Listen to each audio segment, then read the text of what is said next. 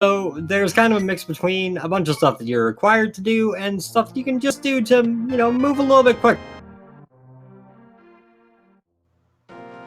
With 10 bombs at a Link's house, that's a very useful start since you don't have to worry about bombs that way.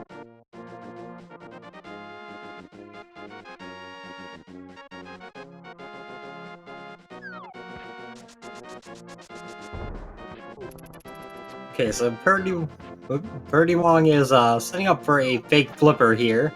Going to check Hobo real quick, flip down to the ground, ran across underneath the screen transition where the wall collision didn't really cause him to jump off, and then use that to get over to the other side to do a strangely placed fake flipper. The sync left us with a lot of tension before that find. And wow, look at Sahasrarla's hut here. 3 progression items, including 2 swords in a row for Hacksaww. That is incredible. You know, if this were a normal seed, you'd be a little bit worried about getting Master Sword that quickly, but the only way Aghanim can be forced in Overworld glitches is for Lumberjack. There's no other option that can actually force them. Yes, that's true. There is no Overworld glitch that will get you to Lumberjack Cave. Hacksaw's immediately using these gloves, so he is checking the back of Escape. We also get a map check. We got a vanilla green pendant at Eastern, a red pendant at Hera, and there's a crystal at Desert. So we gotta do 6 of the 7 Dark World dungeons.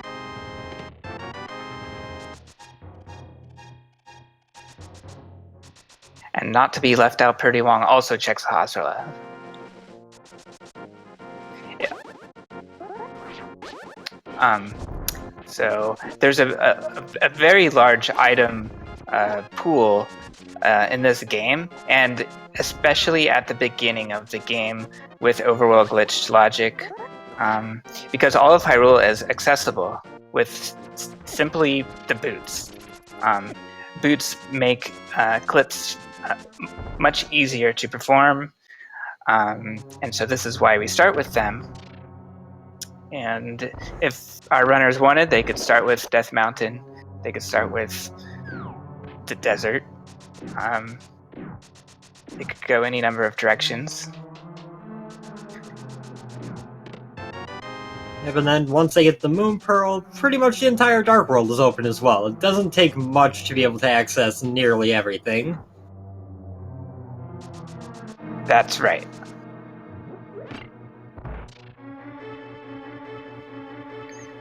So a very interesting choice here from prdwong is to check Eastern first. Since it's a pendant dungeon, you might not ever have to come back. Yeah, I like to play. It's there are clips to get you to Eastern, but they're pretty complicated and compared to some other ones. So while you're right here to check Saha anyway, might as well just come over, wrap this up. And Brahmin in chat makes a very good point. A Moon Pearl placed on the pyramid ledge would be an in-logic Aghanim requirement. Wow, and what a call for this Eastern play. prdwong finds a hook shot here.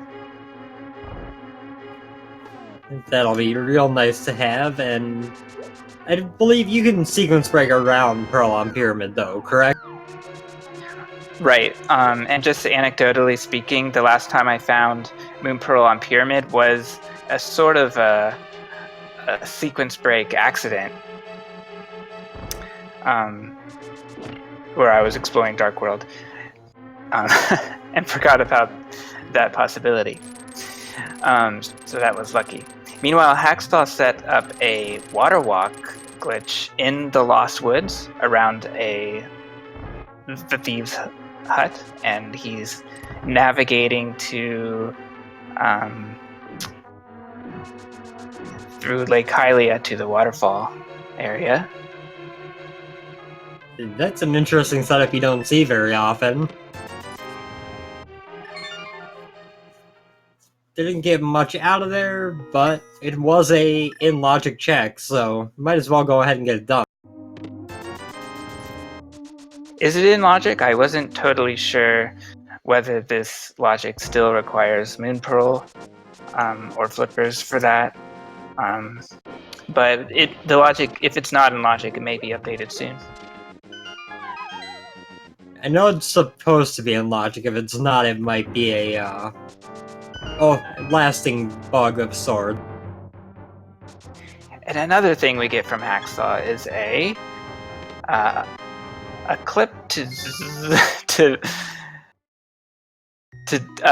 well, he's in Death Mountain.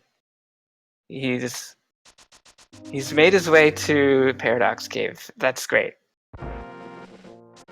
Navigating with a messed up camera is a little funny. I like that. I was gonna say, I like that routing there, going from the Lost Woods over to Waterfall Ferry, and then using the Zora Death Mountain Ascent to go right up to the mountain from there. It was a pretty smooth little bit of movement.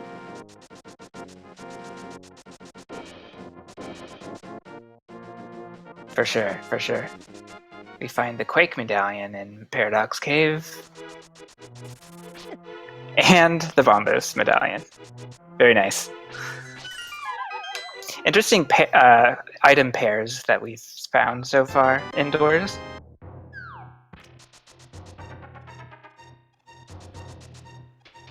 And nothing that actually really gives them any noteworthy progression so far, but a lot of stuff that may or is required long term.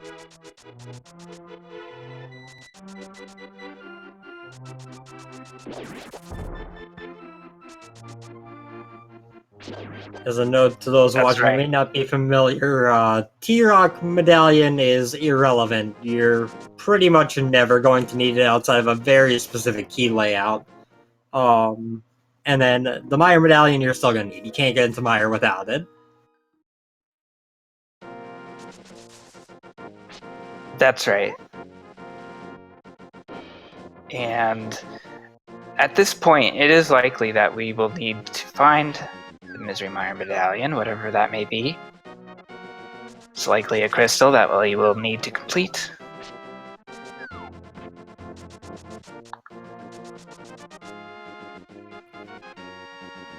And prdwong, doing his own little version of Death Mountain Ascent from the Lumberjack area, heads over to Hera right away, going to be heading to West Death Mountain versus Hacksaw's East Death Mountain.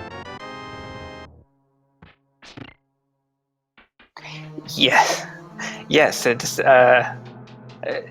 every race that we've seen, that I've seen, some cash requires the hammer. Oh, okay.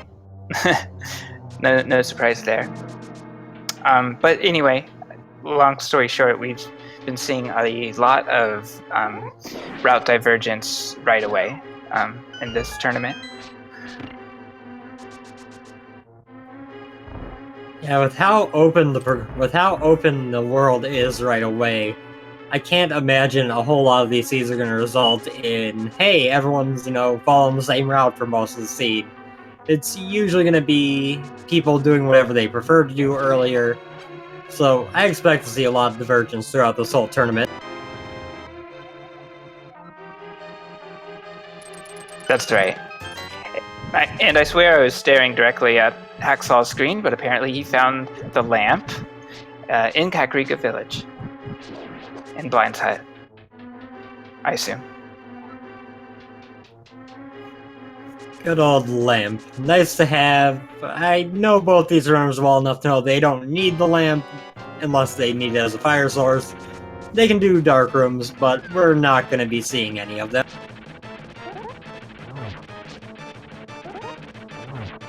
Oh hey, and Bottle Vendor's got the Moon Pearl, so that's a Dark World opened up.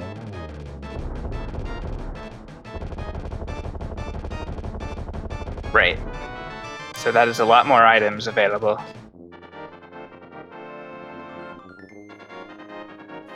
And we get our first pendant off of Moldorm. Very quick fight, just 3 spins of the Master Sword to take out Moldorm. Much easier than the vanilla Fighter Sword battle.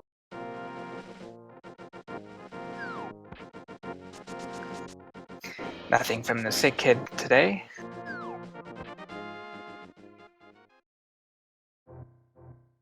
prdwong has no fire source, so even if he did,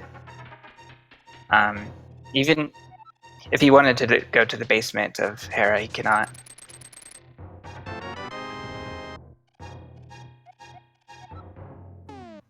A piece of heart requires a bomb. Yeah, it pretty much always does.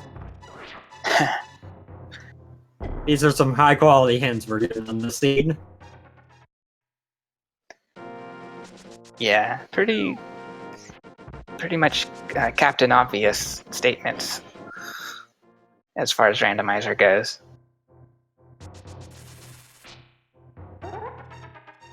And the vanilla game for what it's worth.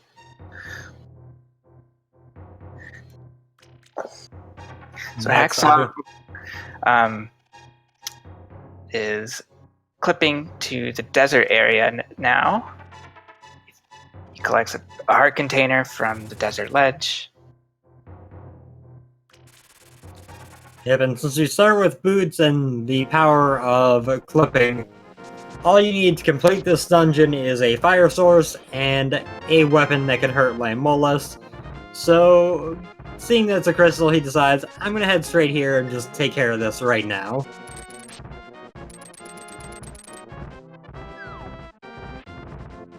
Right, prdwong saves the old man and earns some armor.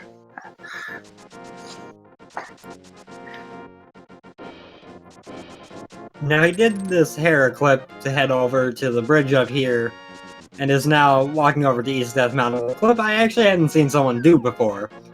Now, he had the hook shot, so he could have actually probably saved time just hook shotting across like normal, but it's easy to think in glitches when doing these runs. Well, I disagree in the sense that he did not have to perform any boots clips. He did not have to travel to the south. He beelined it to Spiral Cave. Although, you know what? Maybe he took an alternate route there. Yeah, he did the did the hair clip to get up there, Guff went into hair and back out, so... Yeah. Okay, I agree. So, worth noting that now, with that hook shot, prdwong has been showing off something that is very nice about it. Spin speed and hook speed both allow you to walk through some ledges. Now, if you're going to set up spin speed to walk through a ledge, you gotta take the time to charge the spin, and then hang out for a little bit while he does the spin. With hookshot, you can just very quickly activate spin speed, and then just kind of walk through some walls, and he's been using that to get through a few areas a little bit quicker.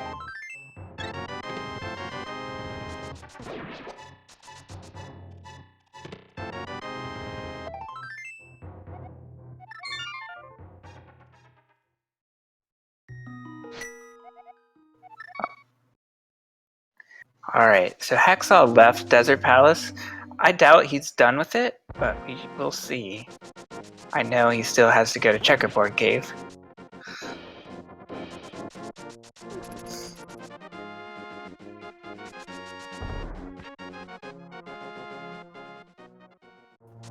And before Checkerboard Cave, a quick visit to Cave 45, which, you know, is right next door. Yes. It just has bombs for us, though. Yes, Hacksaww is setting up on this diagonal wall here to get to Checkerboard Cave. A very common teleport.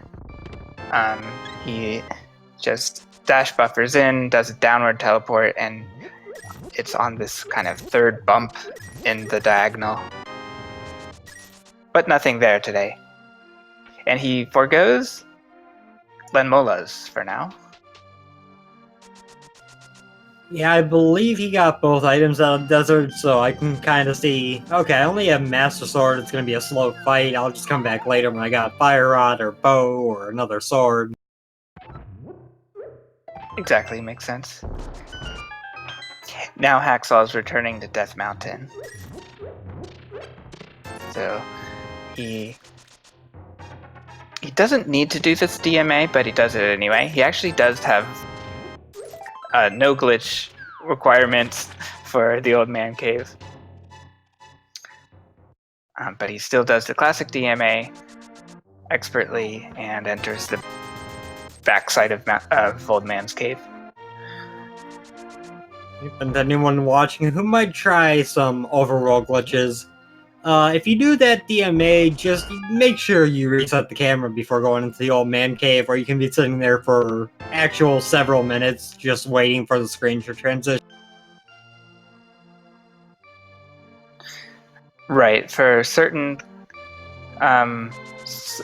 transitions, Link's placement on the screen becomes problematic when he goes into a doorway. So in this case, Link can scroll the screen by walking up and down, and then get sort of back onto the screen. And so that's what Hacksaww needed to do before entering that cave. Now he's taking his turn over here in Hera while prdwong heading down to the south of Kakariko. It's worth noting for those who are watching that a lot of the stuff they're doing is just based on how many pixels they have clipped into the wall with the boots. You go in 1 pixel less to go for an upward teleport than downward, and that's the basis of this whole logic effectively, in that you can either end up teleporting upwards. If you do it past the screen transition, some funky stuff can happen. You can teleport downwards, which will usually end up making you jump onto a cliff that lets you walk out of bounds. That is the majority of the stuff that's important to know for the mode. Yeah. And you mentioned a certain number of pixels. I believe when you're walking toward a diagonal wall, if you clip into it by 8 pixels in a horizontal direction, in other words, you're looking at a wall to your left and you clip 8 pixels in, then you're in position to do an upwards teleport. So you just need to hold into the wall with a diagonal to make that happen. Or if you want to do a downwards teleport, then you just go 9 pixels in. Yep, it's a little bit easier with. Wait, what am I thinking here? It's a little bit easier with if you're going to a wall on the left, because when Link goes left, he moves 2 pixels at a time. When Link goes right, he moves 1 at a time. So for left walls, you just gotta do about 4 dash buffers to get into the wall. For the upward teleport, for going to a right side wall, you gotta do 8 of them. So it's a lot easier when you gotta go to the left. Yes, it is. And incidentally, it is also easier if you don't have boots.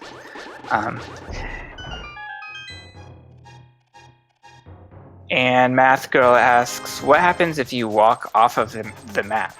In other words, what if you're in desert and you walk to the left? Well, you have access to Ice Rod Cave if you do that. However, map wraps cause the game to behave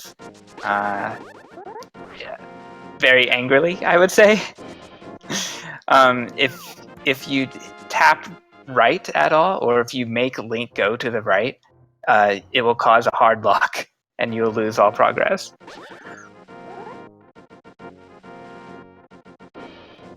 Yep, there are some cases where that is a super useful thing you can do, but it's usually not something that you want to do if you aren't 100% sure what happens when you do it. And we do have Hacksaww moving into Dark World. He went into the portal on Death Mountain and then did a clip to drop down Death Mountain to the mainland, which is a pretty common thing to do. You can have Dark World access a long time before you get either the mitts or the glove and hammer combo you're usually looking for, and until then you're just stuck doing it pretty much that type of thing to get to Dark World for the whole time.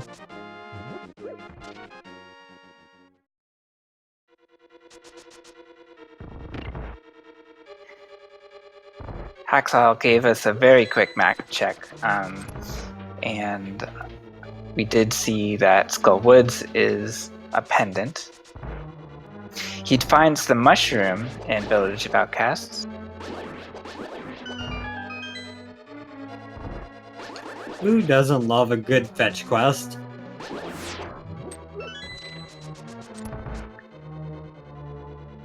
A fetch quest or a sequence break, perhaps. We will see how Hacksaww puts his mushroom to use as the seed goes on.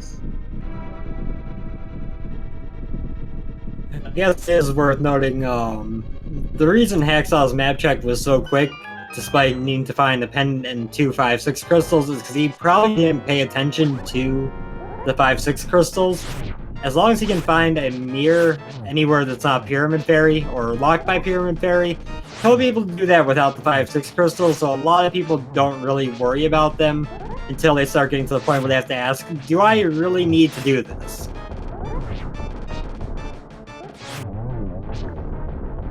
Yes. The only issue is if a required mirror is in the Pyramid Fairy item locations, but that's not super likely.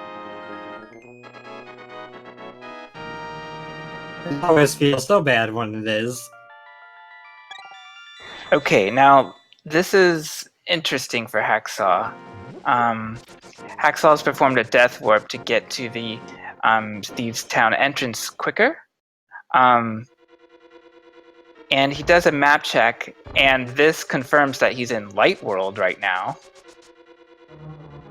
So he may or may not want that state. So it looks like, no, he does not want that. He's saving and quitting out. It is very, very easy to forget that fake Light World, fake Dark World are things in Overworld glitches, because in normal Randomizer, the devs fix them because the chances that you are in the Dark World without killing Aghanim are very high, and it would be silly to have it allowed. But with glitches, there's some use to them, so they're left in.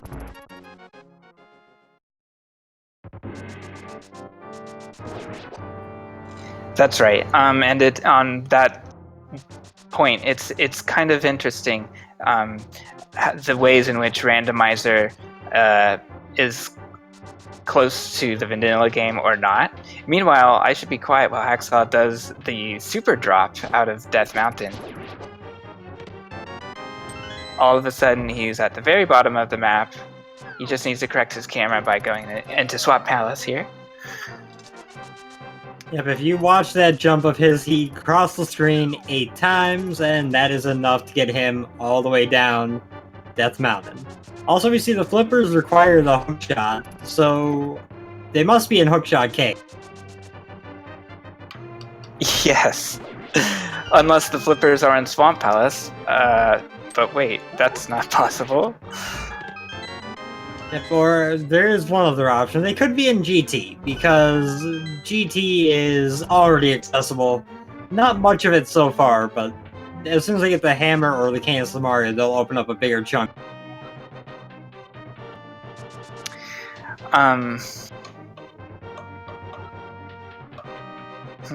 Yeah, I guess it can be. Games Tower, huh? And a quick response to the question in chat.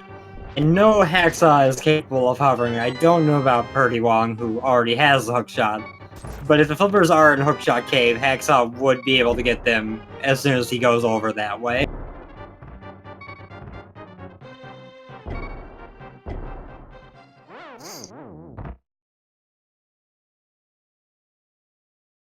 Flute Kid has our Cane of Samaria. Now, see, if this were no logic or major glitches, that Cane of Samaria would be really exciting. Instead, it's just, you know, hey, I'm gonna need this eventually. Right. Yeah. And there's another cane at the uncle. I don't remember seeing that before.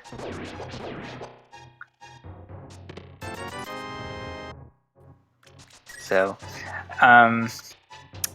yeah, the no glitches logic gives us much greater hints. A trail of breadcrumbs, some, you know, some more logic. Let's say logical strings. But the item, Hacksaww seems to be on the 4th bump here. Yeah, that puts him a little bit too high with the teleport and sends him flying into the trees.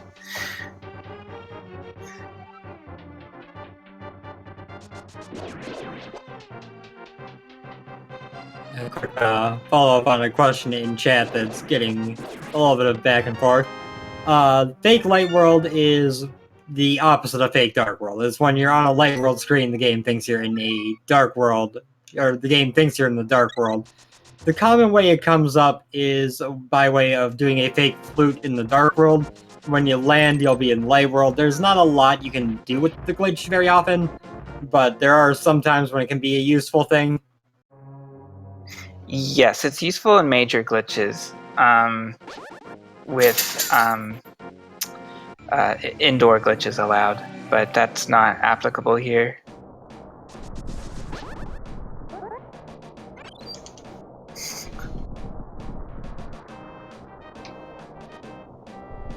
Getting a clip over to Dark Death Mountain here. Gonna have to wobble back and forth in the swall for a little bit, lets him jump down to this convenient land bridge that someone at Nintendo put in this area. And then head over to East Death Mountain. He's gonna go check Super Money Cave, probably Hookshot Cave as well. Right, and we do get a longer look at the 5-6 crystals, so we see that Ice Palace and Palace of Darkness are 2 red crystals.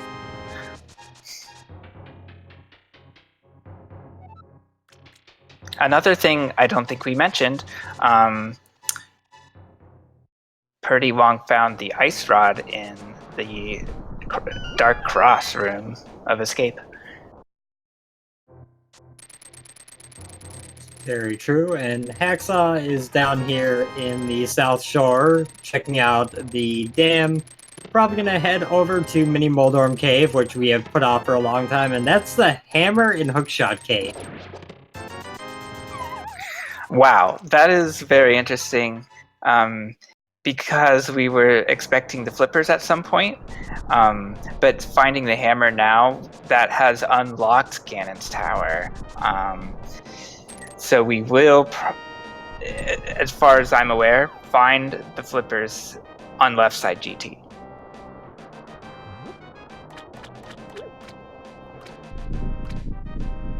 I do like that Hacksaw's making the point to come down here and check Mini Moldorm Cave, because it's very easy to forget the quote-unquote normal Sphere 1 locations when you're doing this mode.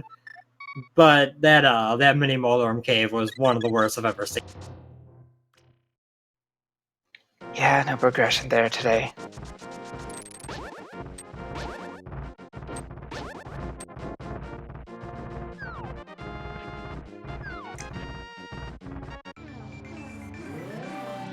Okay, we get the Hera clip to go up to the top of Death Mountain, go into the Dark World portal. Now heading downwards, which means to me that prdwong is going either to GT. Yep, he's going to GT. Makes sense to me.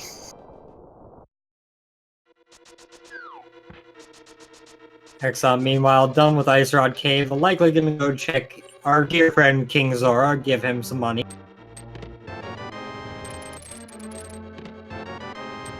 Antisim, to answer your question, Aghanim 2 can be beaten before getting all the crystals. It is only Ganon that has invincibility, invulnerability before you get all 7 crystals. So it makes for interesting routing. After completing Ganon's tower, prdwong might want to do something in the Dark World from Pyramid. Most likely check the Pyramid Ledge. But we'll see if he gets the required items to make it to Aghanim 2. Yep, and worth for the purposes of this tournament, while there's no wider ruling on it, so to speak, so far, the gimmick clip in GT is allowed in the rules of this tournament. So you can actually get up GT without them.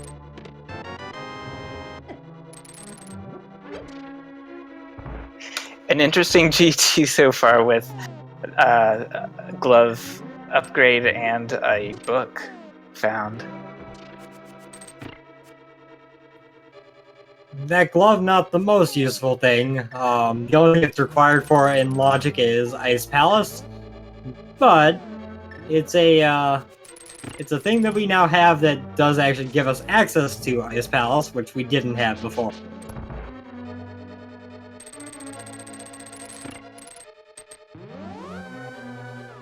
There is a nice alternate way into Ice Palace that makes the Titan's Mid pretty much optional, but you need the mirror for that one.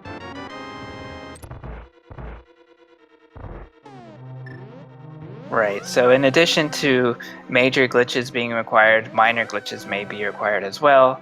A fake flipper to Ice Palace may be the next required progression. We'll see.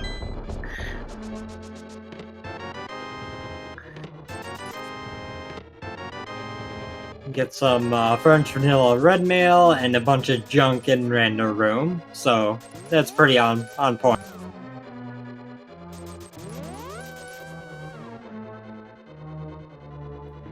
And Hacksaww is, as expected, setting up to hover Hookshot Cave. We'll see how this goes for him.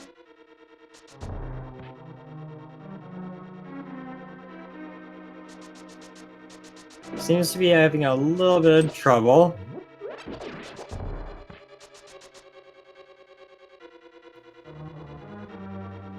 And dips out quickly. Speaking from experience when it comes to hovering, sometimes it's just not working, and it's good to know, like Hacksaww did, when to just back out and not force it. Yeah, I would agree with that statement. And it's got to be frustrating down the line. Because Hacksaww will have to go into the Eastern Palace. And like you mentioned, our runners need to not forget about Light World locations. We get an actually useful hint. A heart container is above the pose, means we don't have to waste time going to check Graveyard Land. I don't like that hint personally. In terms of personal routing preferences, I like to get Graveyard Cave right away, as soon as possible, basically. So I always find that hint. Yeah, it can be, depending on your routing to get to Death Mountain. Alright, so Hacksaw's clipping with a spin speed clip to Catfish. prdwong made this maneuver earlier as well. And for now, prdwong is done with Ganon's Tower, so let's see what's next as well. He had the hookshot that allowed him to get the hammer to do the left side. Hacksaw's got the Cane of Samaria that would have allowed him to do the right side.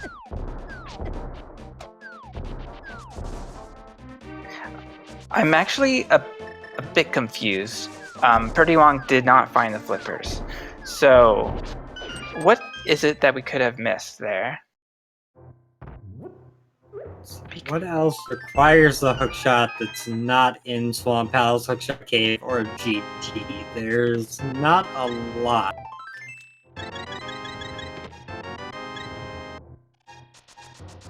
Alright, well, we'll figure it out as we go along. Meyer is a I good guess so. guess.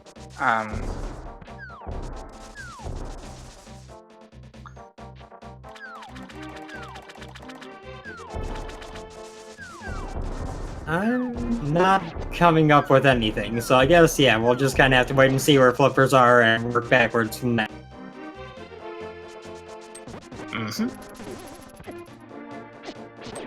Also, I really love when you get to Pod for after clipping from Dark Death Mountain, it's just got all this weird black and pink lines on the ground.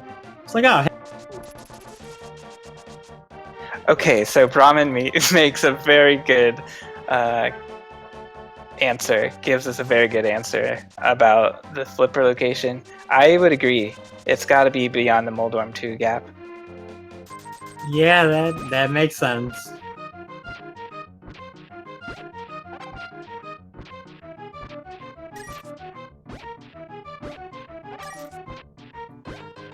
We are getting a pod dip from Hacksaww, going to find out after this chest if he can do anything more than just this chest, which he can.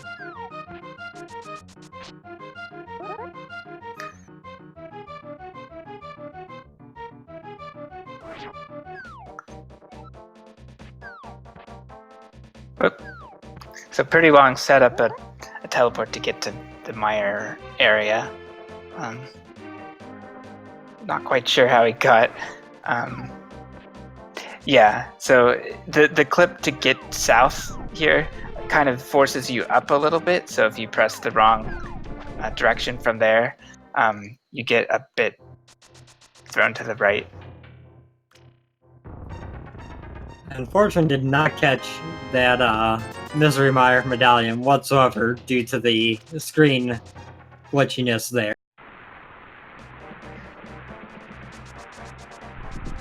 Well, looks like prdwong's got it. Just requires Quake. So double Quake Seed, no matter what situation, we will never need either. Oh, that is just rude. The bow in the Stalfos basement in Pod. Huh. So that's very good for Hacksaww. He really needed something to give him something that prdwong didn't have, so it's a great find. Yep, and he's already had silver arrows, so he is going to be wiping things out pretty quickly.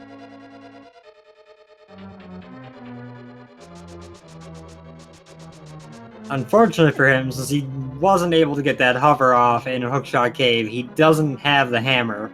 So he's still gonna have to double dip this dungeon, but knowing the bow was here could end up saving him a lot of time.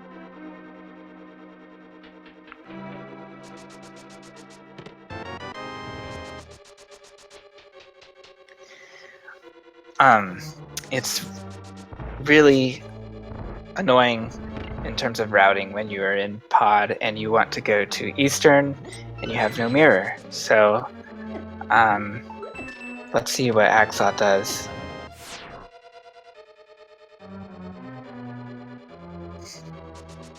We're now gonna head to the back of the dungeon. He's got a good chunk of available stuff over there.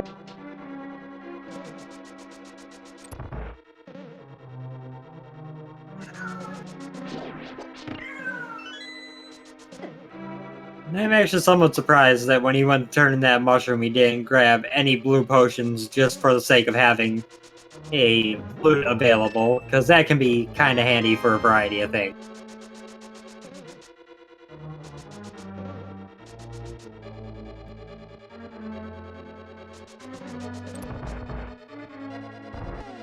It's 10 arrows in the basement, which you know is almost vanilla. In vanilla, you get 1 arrow there, so that just dropped a 0 on top.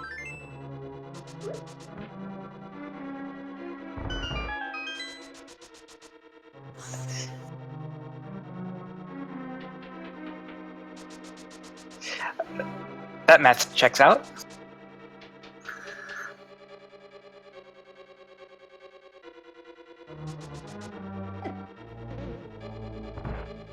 Nothing of note in Meyer so far.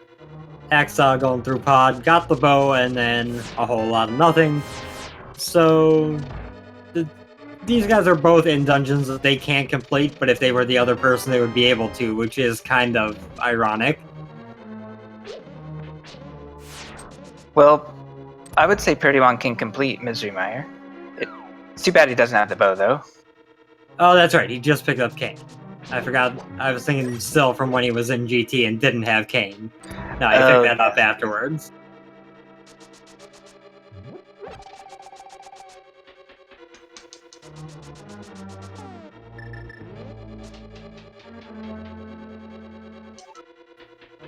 And Hacksaww saves and quits out of the pod area, goes back up Death Mountain. With the movement he's doing here, it looks like he is going to set up another super jump and head down to Dark World again. Right, this could be a Mire play for him. Nice cane dash for prdwong to hit that crystal switch.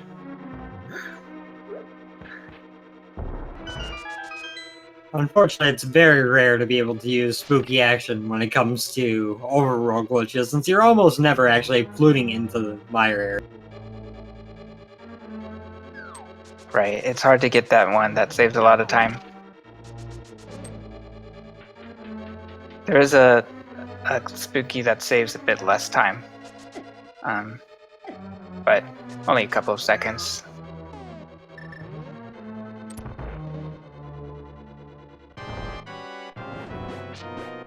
We get a Vitreous fight that's going to be really, really annoying for prdwong, followed by one that's going to be very, very easy for Hacksaww in a little bit here.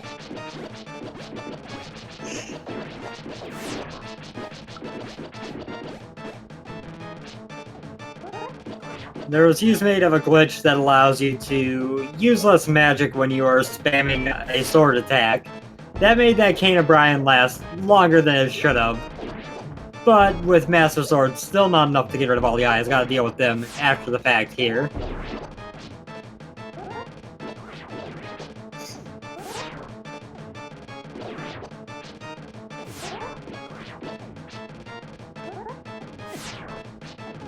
Ooh. prdwong takes a hit, but has a potion in reserve just to be safe.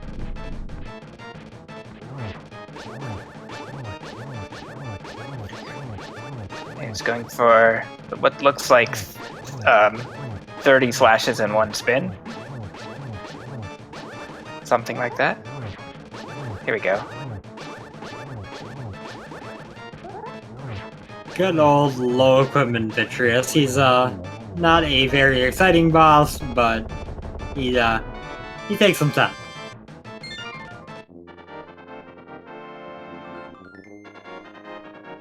So if everyone wants to remember how long that just took prdwong to get through, when Hacksaww gets there, you're going to see an entirely different fight with the bow and silver arrows. It'll be over in less than 30 seconds. I would say less than 20.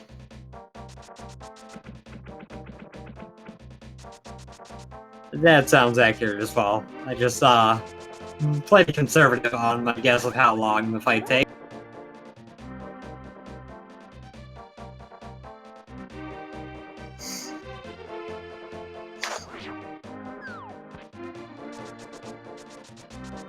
So we are exiting back out of the Mire area here, heading back up by Village of Outcasts. Now, interesting note, I guess, is that with the bow being in pod, we do have access to the entirety of GT, including upstairs, which we've worked out should have the flippers after Moldorm 2. So, really all we need to find is the mirror, and we should have everything we need accounted for.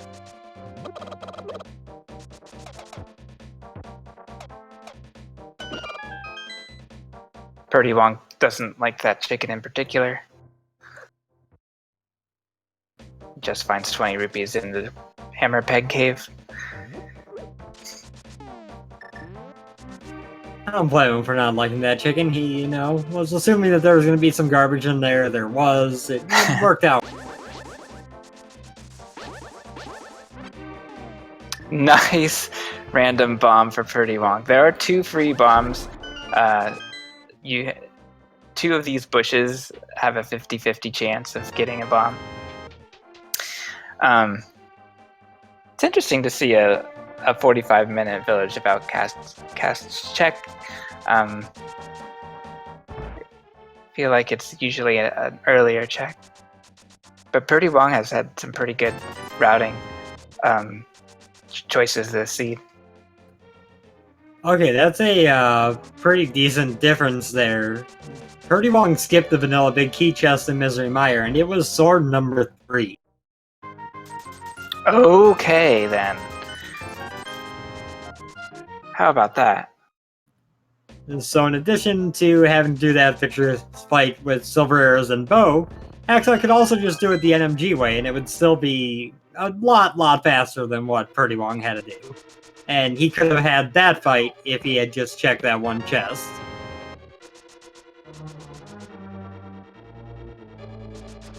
That's pretty interesting. It seems like it almost comes out in the wash.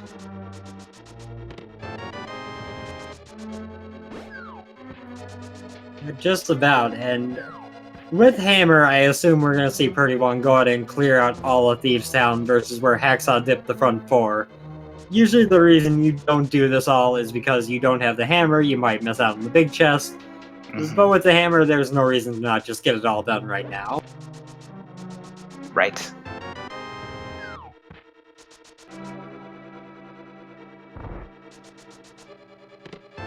So yeah, we did get a hint a little while ago in Mire that I don't think we mentioned, but it said that Pyramid Fairy was garbage. I forget the exact, I think cash and a heart piece.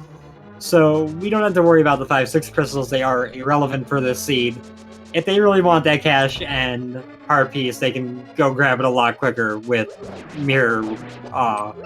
some mirror shenanigans.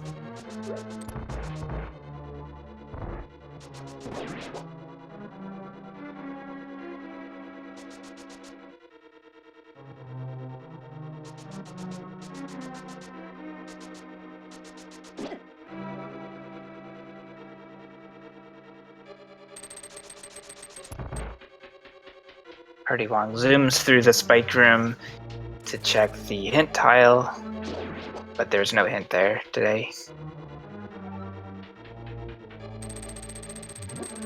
I mean, you never know when you might need a good joke as a hint. It might come in handy somewhere. And oh hey, Vitreous is dead. Goodbye, Vitreous. Right, so Hacksaww saves time against prdwong's boss fight there. prdwong is in a very good position to clear dungeons right now. We don't know where Mirror is, but if it's in a dungeon, it's going to be in one that prdwong can full clear. Yep, the only thing we need it for is Swamp Palace, so he can clear his other 6 crystals, he could get all 3 pendants right now if he wanted to. He can do literally everything except for Swamp. Right, and another question I have is, what if he goes to Ganon's Tower? Then he could check the right side, but he doesn't have the bow still, so the tower would be a question mark. So it'll be interesting here. And with Hacksaww doing this fake flipper, I'm remembering that I don't think we've seen either of these two check what's on Hylia Island. I'm gonna get a good laugh if the mirror is right there.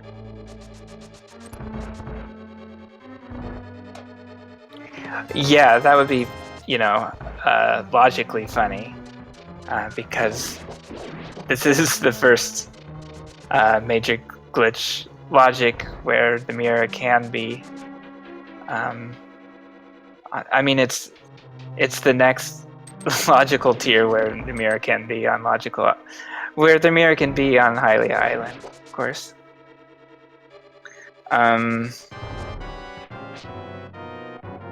Right, now Hacksaww gets his can burner. Well, we're getting a blind fight. The sword makes no difference here, so this fight will be, the same for both these runners despite the sword difference. But at the same time, as long as you stay on script, it is a very, very easy fight. Can go off the rails if you get off script, though. Yep, and prdwong takes him out.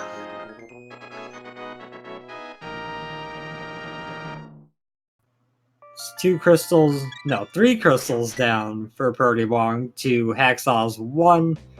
prdwong's definitely got a noteworthy lead just from his routing worked out well. He went to Eastern Palace right away, and that gave him the hookshot. The hookshot gave him the hammer out of Hookshot Cave. Hammer opened up GT, which gave him a few of the items he's got. And then, he used and that's pretty much where we're at. Whereas Hacksaww skipping Eastern has been going around without the hookshot, by the extension, no hammer. It just kind of adds up quickly, the impact that hookshot had. Yeah, for sure.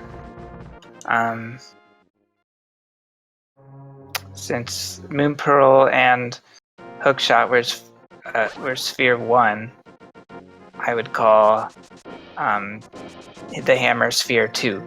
So that's the key to a lot of the progression in this seed, apparently. At least Fire Rod. So, yeah. I wonder if the mirror will be Fire Rod blocked.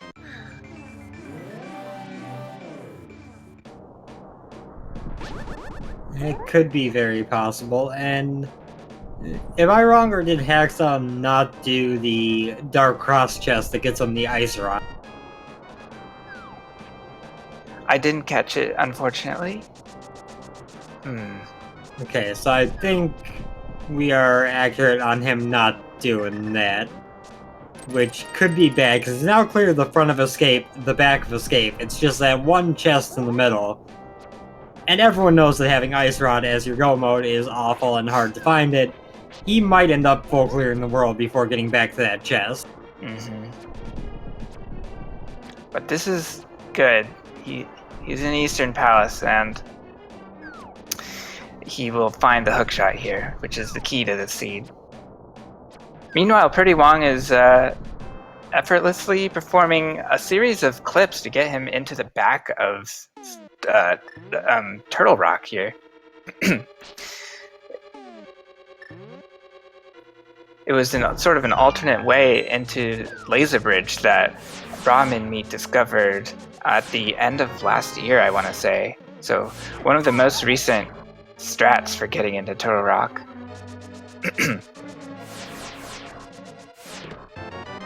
Gonna make mental notes, come back to that one, because I don't believe I had seen that before. That was real neat.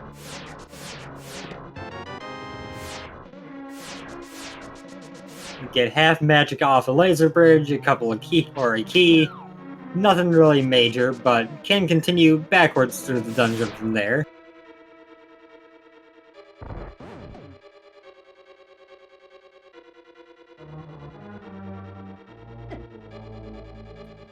So it is a sequence break to get to the back of Laser Bridge, but with prdwong's equipment, he could. It's not. He has the cane and he has the lamp, but the logic will not expect you to use some Overworld glitching to get to the back. It does expect you to clip into the ledge. The Mimic Cave ledge, where the big chest is. Yeah, a lot of the logic for Overworld glitches tries to take the more complicated clips out, like, that several step clip that he used to get in there probably won't end up in logic. And it also keeps out one frame tricks like the mirror wrap into the same door. So at that point, logic expects you to go in from the middle and just work your way to the end instead of just going straight to the end.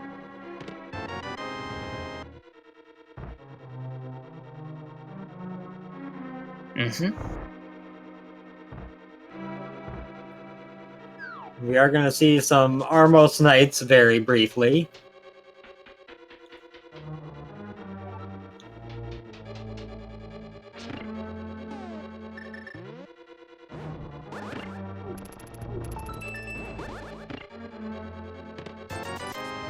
Close call from the chain chomps, but prdwong escapes unscathed.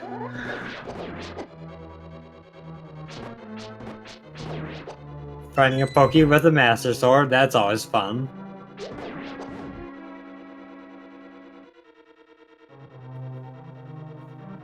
I'd just like to note that Hacksaww just went 6 for 6 on the Popos before Armos in terms of getting drops. That was awesome.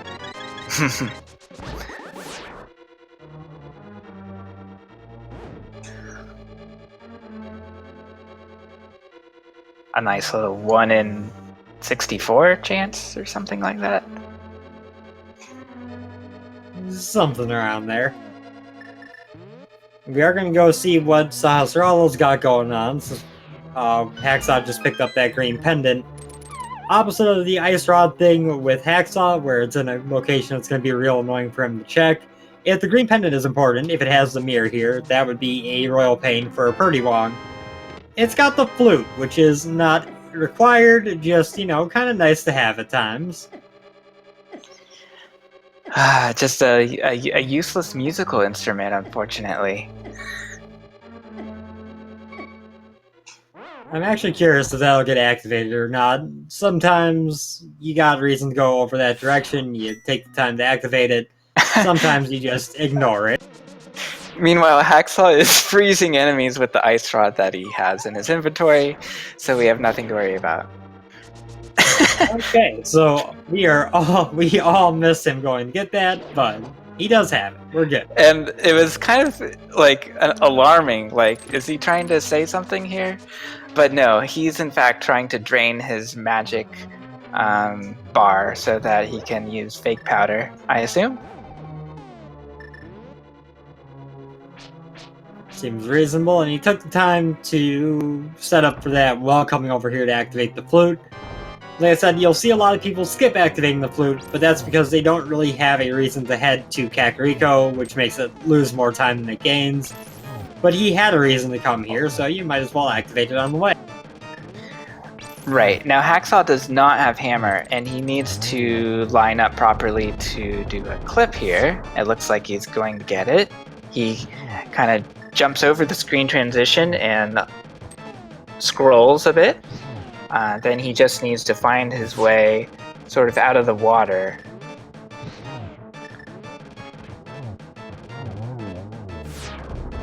And he does it. Meanwhile, prdwong is having a pretty intense Trinex fight.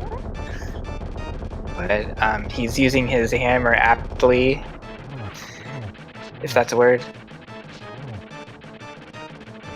The hammer Trinex is always a joy to deal with. So, here's a question for you that just came to mind that I don't think I've ever actually thought of before. Maybe you know the answer. Why does doing that clip to Magic Bat not cause you to drop into the Houlihan room? That's a very good question. I don't know the answer. It's kind of hard to understand what kinds of bad camera misalignment will cause the Houlihan glitch. One of the fastest ways to get to the Ganon hole in this mode is to clip to the pyramid from the north. In other words, from near the graveyard area. And it is possible to fall to Ganon while you have a misaligned camera. However, for some reason, it's also easy to kind of make Link wobble the wrong way, and then instead of falling to Ganon, he falls to the Chris Houlihan room. So that's a letdown when that happens.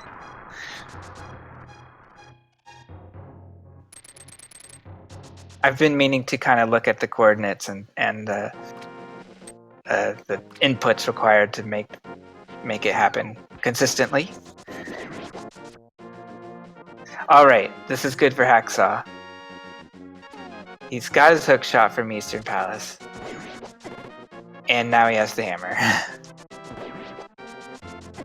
And he's probably sitting there going, you know, if the hover had just been there today, I would have had that a solid 40 minutes ago.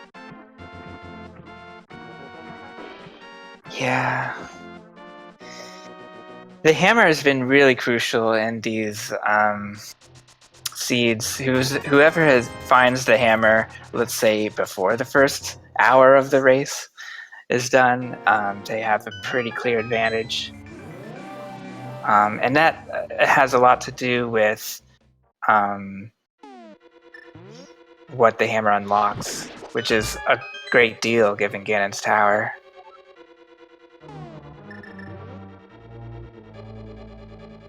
We're getting a Spike Cave check, which is just 5 rupees, as well as an Ice Palace play. We're gonna get the Crystal out of Ice Palace here soon. And then, at that point, prdwong will, to his knowledge, be out of dungeons he can full clear. Mm-hmm. prdwong still missing the bow, which is in Palace of Darkness. And then it is likely that he's narrowed down the flippers search as well. We know that the flippers are hookshot blocked, and the only strictly hookshot blocked location left is the Moldorm 2 chest.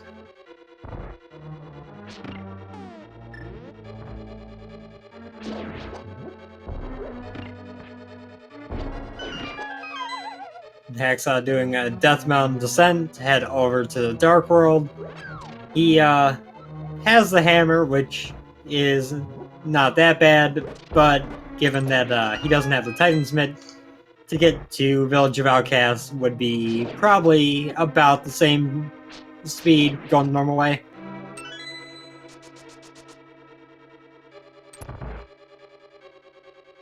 Yeah, about.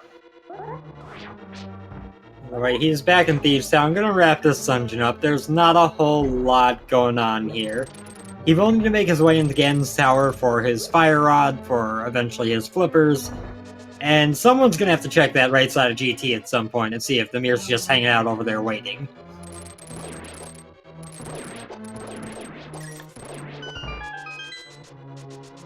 Right.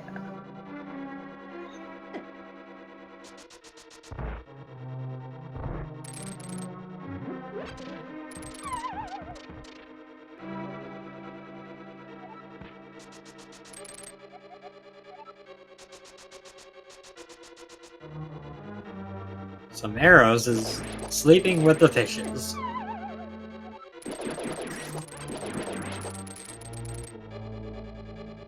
I don't remember which fish that was. I don't either. I know they were both garbage, but I don't remember which one was that specific garbage. Mm-hmm.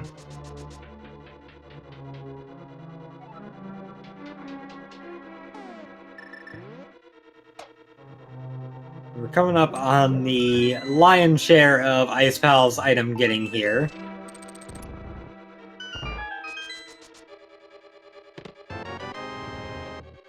There it is. Yep. So that is no mode. We know where everything is to beat the game. We just need, you know, someone to pick it all up.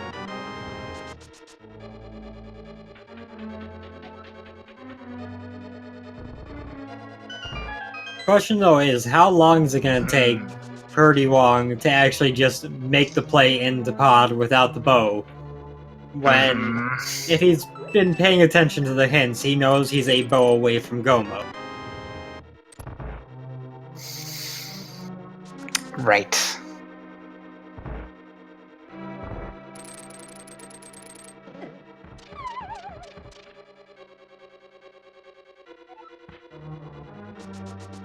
Interesting Ice Palace routing from prdwong. I don't usually see 2 trips into the falling floor room.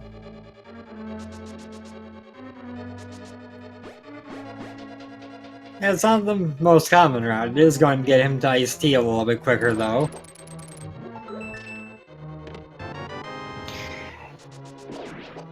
Yes, Ajder, the hints revealed the flippers. We know that they are blocked by the hookshot, and we've seen every hookshot block location except Moldorm 2. I couldn't figure out that was the last one remaining, but we figured it out eventually. Hopefully we're right.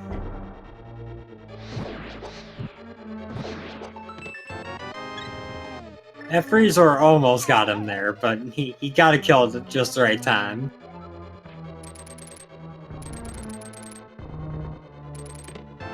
Hacksaww, meanwhile, going a little bit off script, but not remotely to a point where he had any concern. Gets another crystal.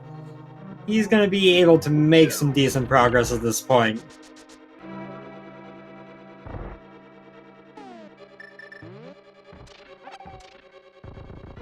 He does need to make it into GT to get his Fire Rod, make it into Ice Palace, get his Mirror, and that's all he's got to worry about, really. prdwong just needs to make the play into Pod, and he'll hit Go Mode that way.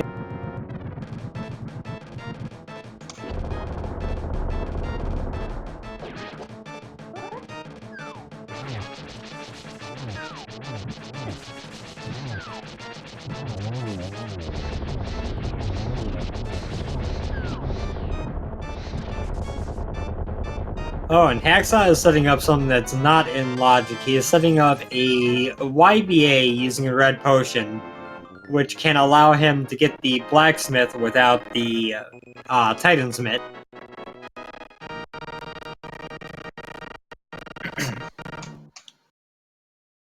He pulls off the YBA, and he will find collision change on his screen. So he's able to pick up the smith.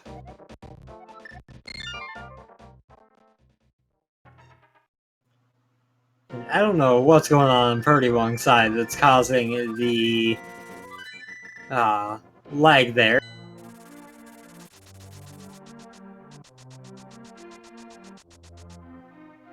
Seems to have come around that way.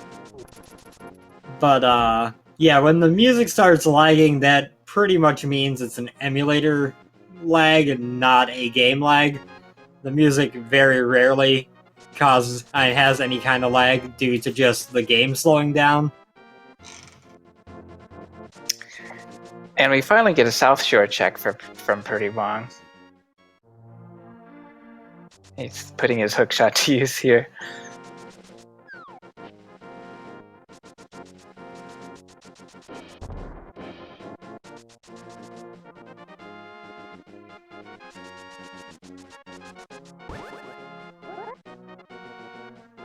Oh yeah, looking at the full screen, it looks like that FPS counter in the top left of prdwong's screen is on the low side compared to where it normally should be.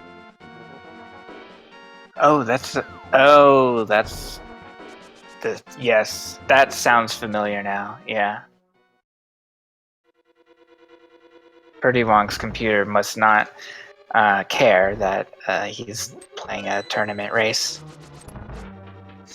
That are always possible. There's a hotkey somewhere that got bumped, but if that were the case, I'd expect it to be fixed, but... Yeah, interesting theory, though. Either way, it is not comfortable to play when things are the kind of lag we're seeing occasionally here on prdwong's side. It is not a fun way to have to play this game because it throws off all your muscle memory. Yeah, that's a good point.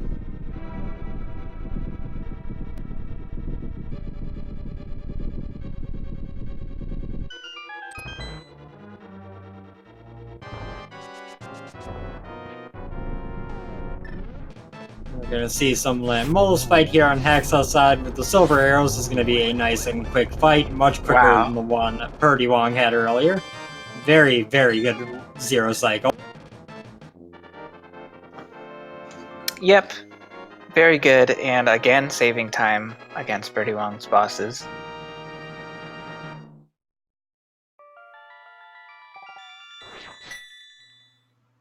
Yep, and there's still a 2 crystal lead going on here with Ice Palace and T-Rock done on prdwong's side, as well as a good chunk of GT. But it's going to be coming down to does he find the bow first, or does Hacksaww catch up before he can find the bow?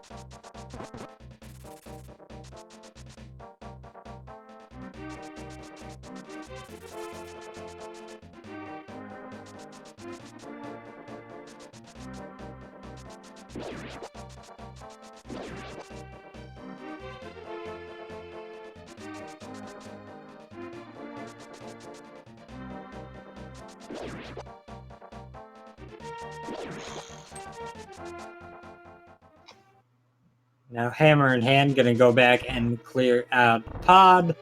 prdwong meanwhile heading up Death Mountain. I'm guessing he's gonna be doing a Pyramid Fairy check. He did not see the hint about Pyramid Fairy being garbage, because it was right by that Tempered Sword that Hacksaww got. Oh, right. Yeah. So, yeah, so that's interesting. prdwong saved time, skipping the cutscene chest, loses time for missing Tempered Sword, and loses time for doing Pyramid Fairy.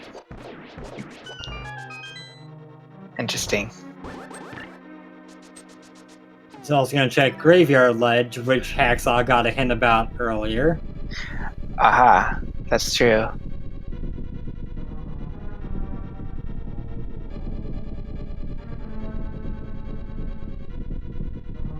prdwong does have Mitt, so he's able to get into King's Tomb easily.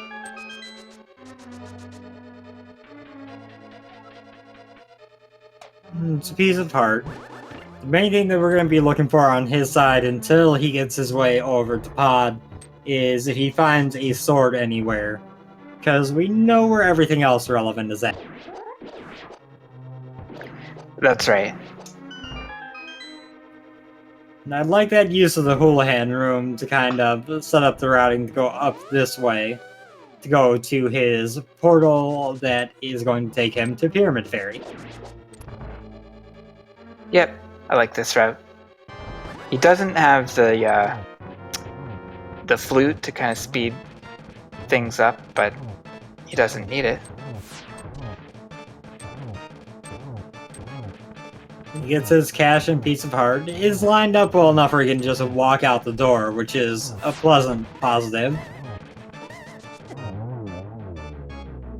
and Hacksaww dispatches with Helmasaur King. The final hit was a nice dash, which always seems to be a double-edged sword.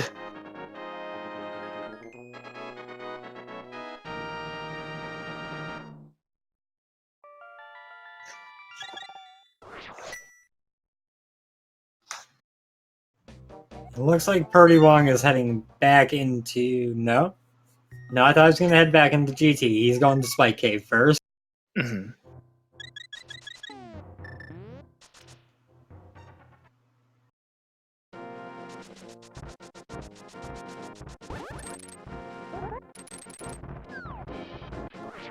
Oops. It's always sort of a what face when you want to clip into Hera, but you fly across the screen laterally. Yeah, that's, I enjoy that one. When it's just like, wait, what just happened?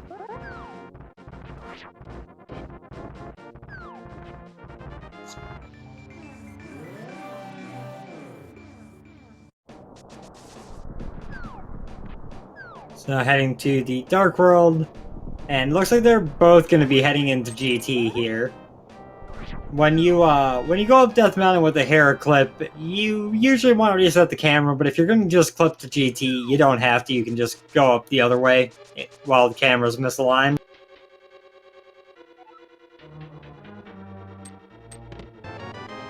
All right. We finally get a high five from our runners as they explore the different sides of GT. And prdwong, already done with the left side, gonna go over here, do tile room, and then head to the right. Hacksaww, meanwhile, gonna go catch up all the stuff on the left side. Again, saving time due to having the bow. And then we'll probably head right, and they'll both be wrapping up GT very briefly after each other.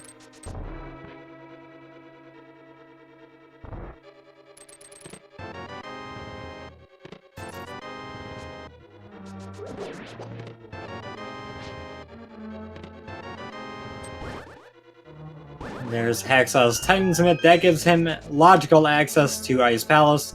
Actually, it gives him total access to Ice Palace, since the mirror being an Ice Palace means there's no other way in outside of some more complicated stuff.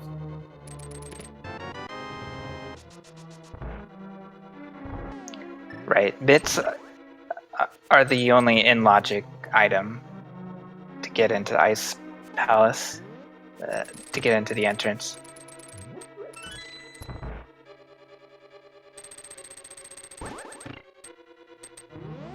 So yeah, once he's done with GT, he'll have the Fire Rod.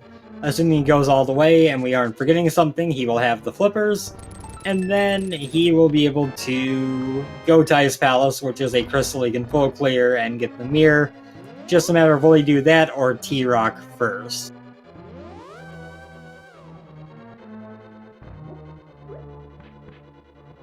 And it looks like prdwong is doing the thing. He's going to try to despawn the mimics instead of defeating them. Or he's going to hesitate at his item menu. We will see. There he goes. No. So he pulls up the item menu to help, or the select menu to help him buffer, perhaps. Okay, he's using the start. So far he's despawned one mimic. He just wants to make them move a little bit to just one frame left or right at a time. Oh no! He's got mimics 3. Triple the mimics! Oh, yeah. So, I get worried that he's not going to continue, but of course he's just using the select menu to buffer. Yeah, it's definitely a much faster way to buffer than the start menu. Mm-hmm.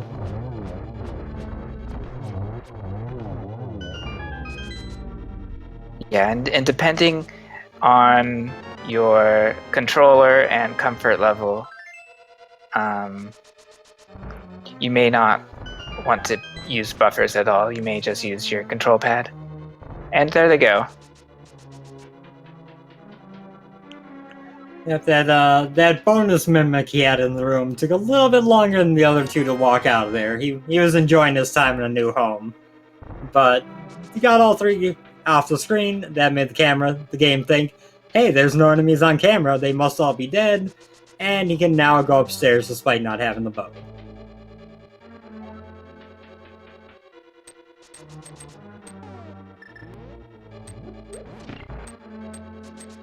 Right.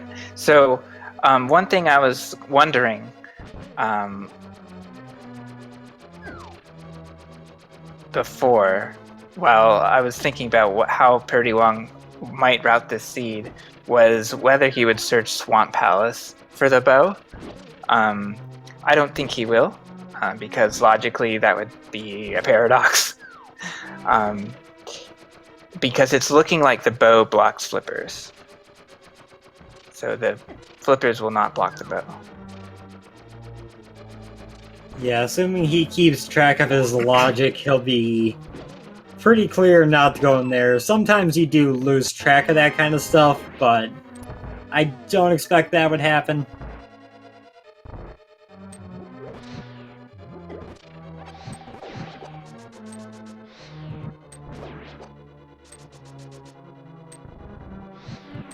That was a crafty wall master, and almost managed to get him, but noticed it in time.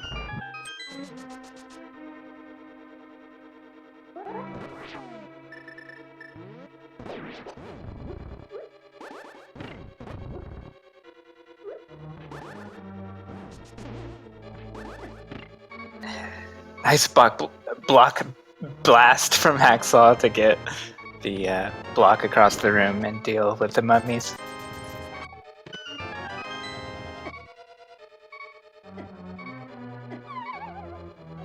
And he's already got 2 keys on hand, so no use going to that next room to grab a key. Just gonna take a death warp, go back to the front of the dungeon, and head upstairs. Maybe.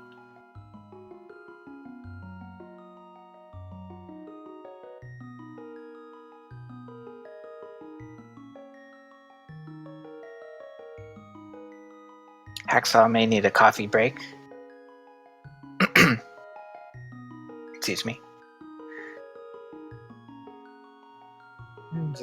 Just taking a quick moment to take care of whatever needs taken care of, so we'll pay our focus to prdwong, who is now at the top of GT, about to confirm if we're forgetting a location somewhere. Hey, there's a tempered sword for him. And a shovel. I don't believe that will have any progression at all. I mean, it could have the bloomerang, the better boomerang. I thought I saw that already. I could be wrong. Oh yeah, that was in Lost Woods. So it could have the Ether Medallion?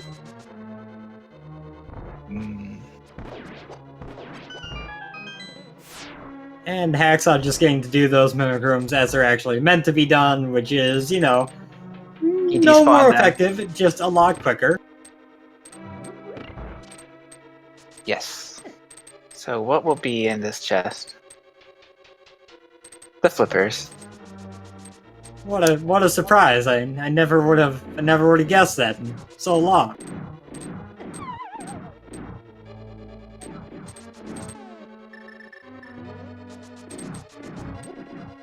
So now prdwong going to go face off against Aghanim 2. This will get him his Ganon portal, and it'll just be a matter of when does he go to pod.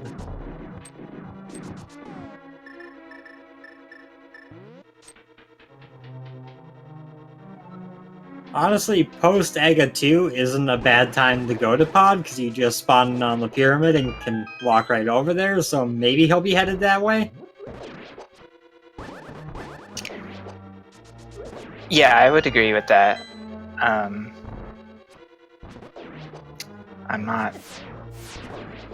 not sure where else he would really want to go.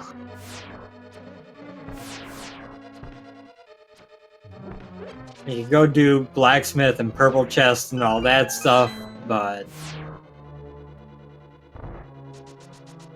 Archer is asking whether Hacksaww will fight Aghanim 1 at the top of the tower, and I don't believe so. I think that was patched out of Randomizer. So in the vanilla game, if you're in fake Dark World, the game will put Aghanim 1, Master of the Light World, at the top of Ganon's tower, because the game thinks you're in the Light World.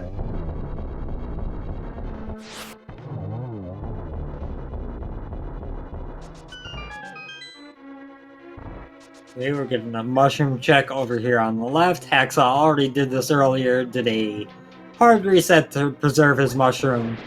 But what we're seeing on the other side now.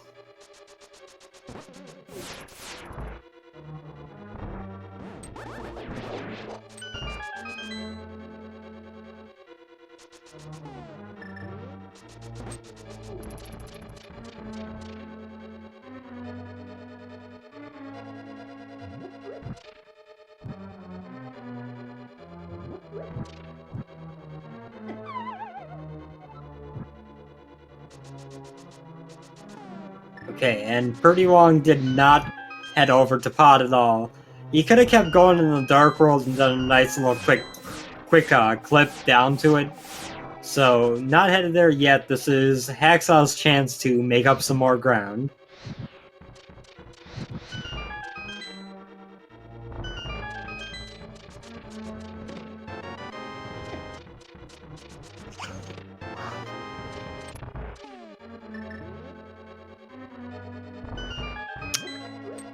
so this is our first time seeing Skullwoods.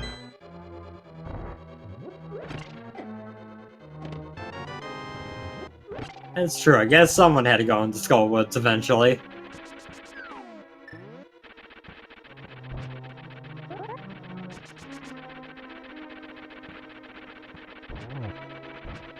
Moldorm just directly chasing after Hacksaww there, like, I'm gonna get you.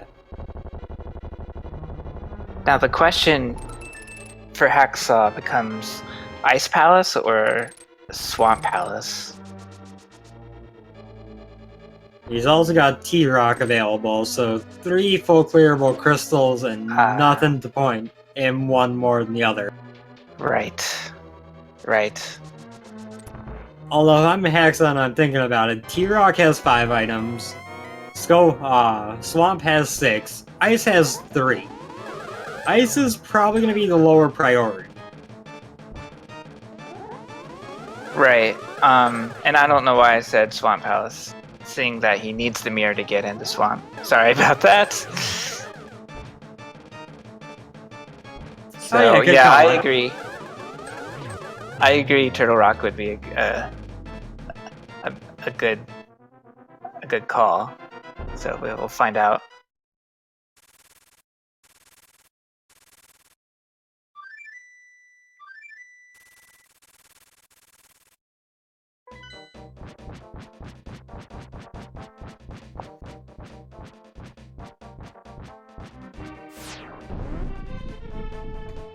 And Skullwoods is going to come up empty. There's really, at this point, nothing that prdwong could find here that is remotely useful to find.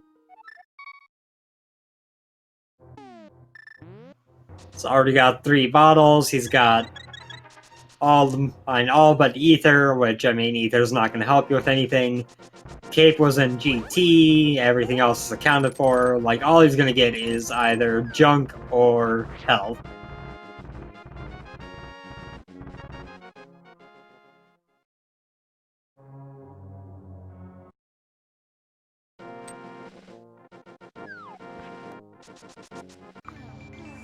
Right, so this is the moment for Hacksaww to tell us where he's going, and it looks like he's doing the Turtle Rock climb, so this could be a Turtle Rock play. Yeah, and the nice thing with this, especially if you open the front door, if you don't open the front door, it's not possible, but if the front door was open, you would be able to complete this dungeon and then clip down the catfish and walk right down the pod super quick, which would be some pretty smooth routing through the world.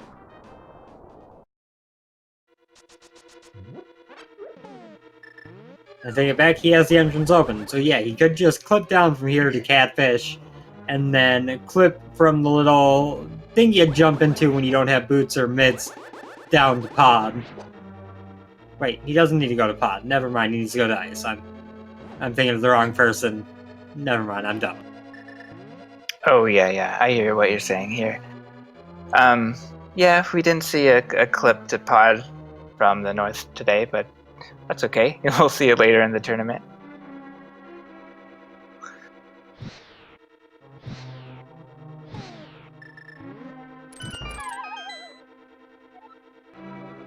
Hacksaww took the long way around on the torches as if he didn't have the hookshot, and then hookshotted the torch, you know, like he does have the hookshot.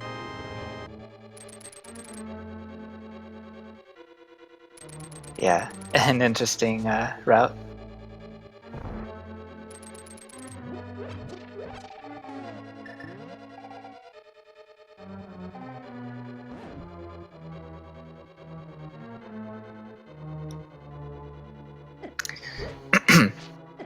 prdwong has a nice bounce off of that bumper in Skullwoods. I wonder how many frames that is different. It can't be much, but it looks neat. It does. It's more fun. And Hacksaww has realized that he doesn't have a small key from the front, so he needs to clip into the middle to be able to continue here. Yeah. So like I mentioned earlier, the logic may expect you to perform that hook speed or spin speed clip. So here we go. It expects that small key out of the big chest there.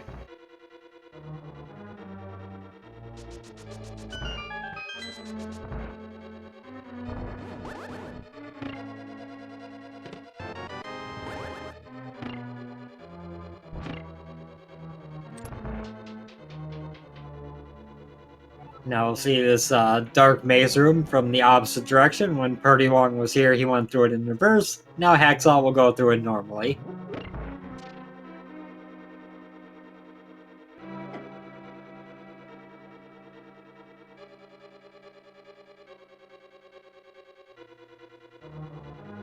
prdwong is definitely still...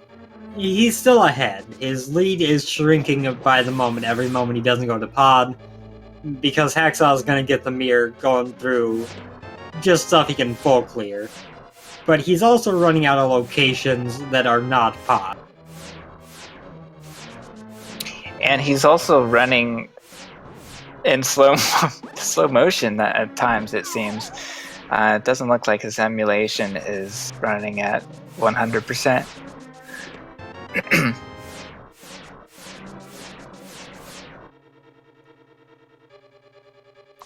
So no mirror for Hacksaww in Turtle Rock, but there is a nice half magic reward on Laser Bridge.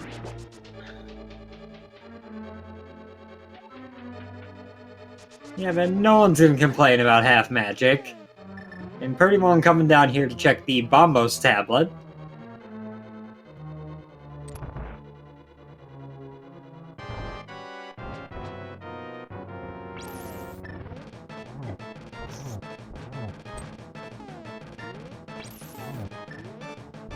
Yay, a piece of heart. Woo!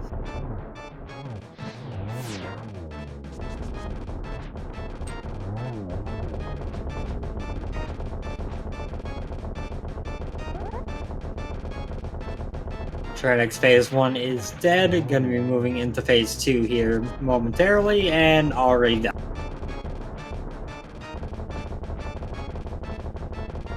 Right. With the gold sword, Trinex was fairly trivial for Hacksaww. In comparison, prdwong was fighting with Master Sword and Hammer. Alright, prdwong is making his way to the pod portal, so this will be good for him. Yep, and Hacksaww is coming over to the left here. We'll see where he's gonna head off to.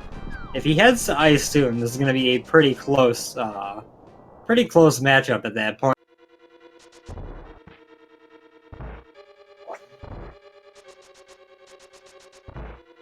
I wonder if he checked the the vanilla big key chest. He skipped that initially, so yeah, he's going back in for that.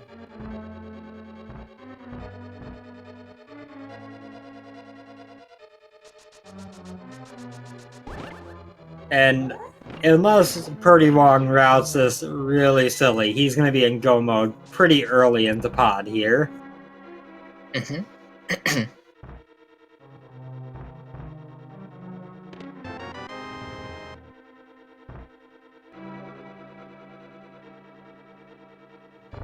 Oh, and he also hasn't checked Chain Chomp chest.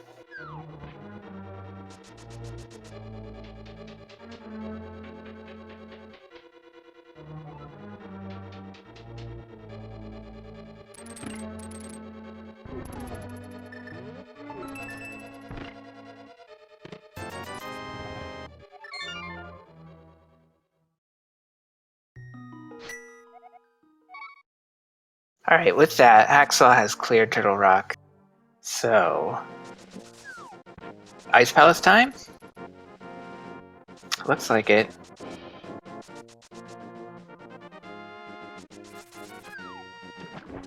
Yep, he is headed in that direction. And Okay, we're still heading that direction.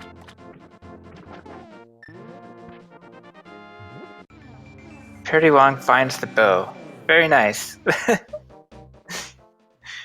Gives it a few little slashes because nobody wants to see the bow there.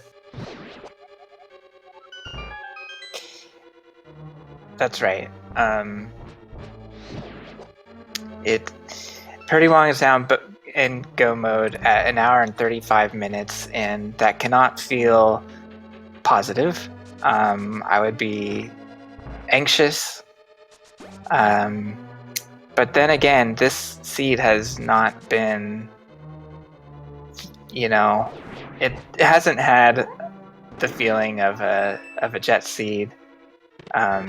It's had items in incompletable dungeons, starting with that hook shot in Eastern Palace. Yeah, although you didn't need the hook shot until after you had the bow, but it wasn't super beneficial to do so, as we saw with the way things went for Hacksaww here.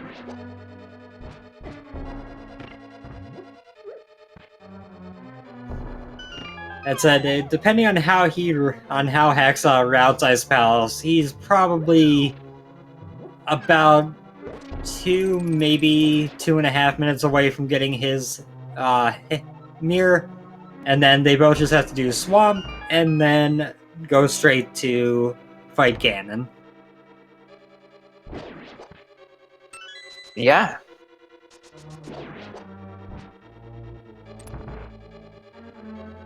So, one way or the other, despite not getting that hammer for so long on Hacksaw's side, and not getting the bow for so long on prdwong's side, they're gonna end pretty close.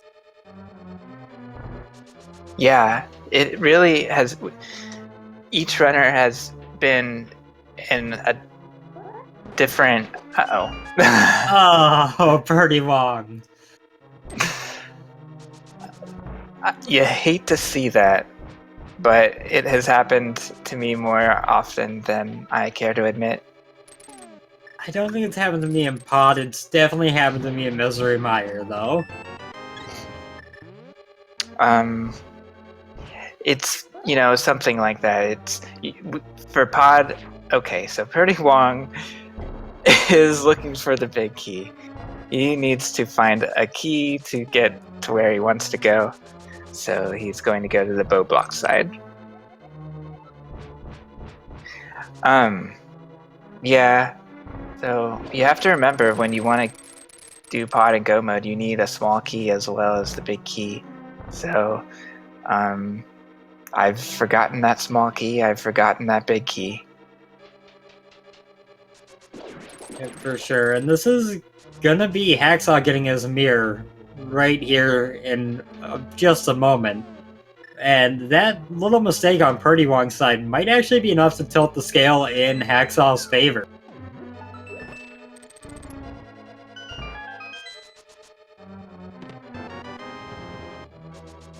Because that is go mode for Hacksaww. He's gonna go downstairs, head right back to Cold Stare.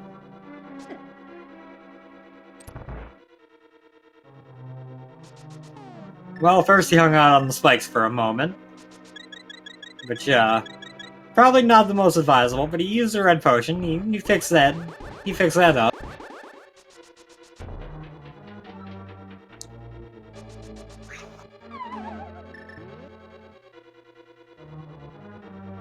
And here's the thing on prdwong's side is, not only did he forget that key there and everything, but he just found the bow in pod at 1 hour and 34 minutes when he does not feel good. He's probably tilted a little bit seeing his go mode item was somewhere available super early, and he then forgets to grab the big key before going downstairs.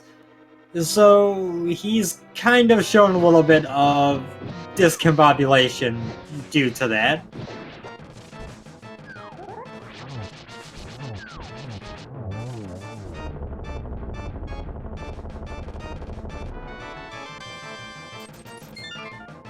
Wow.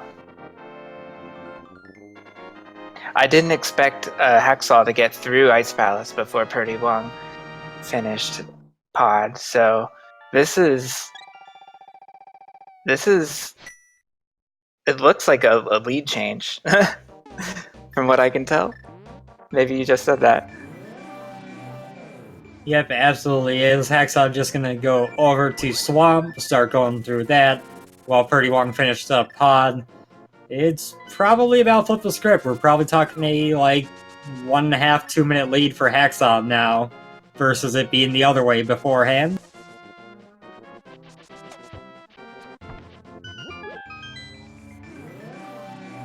Yeah, even with that mirror that prdwong needed to do, I didn't expect the Ice Palace to be done so quickly, but that's how it goes with Gold Sword and go mode once you find the item in Ice Palace. Yeah, and with the mirror being in the chest it was in, you got to avoid a good chunk of the most time-consuming options in Ice Palace, so it wasn't like that the much iced tea. slower. Mm-hmm.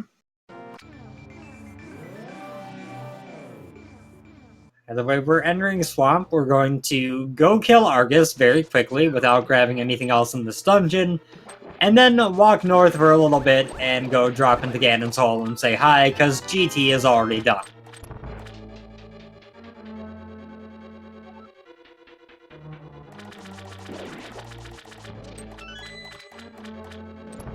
And Hacksaww has the dream for a Ganon fight. He's got the Butter Sword, he's got the Silver Arrows. He's gonna tear through Phase 1 and 2 with 0 chance of missing the 1 cycle, and then Phase 3 and 4 will be easy with the Silvers.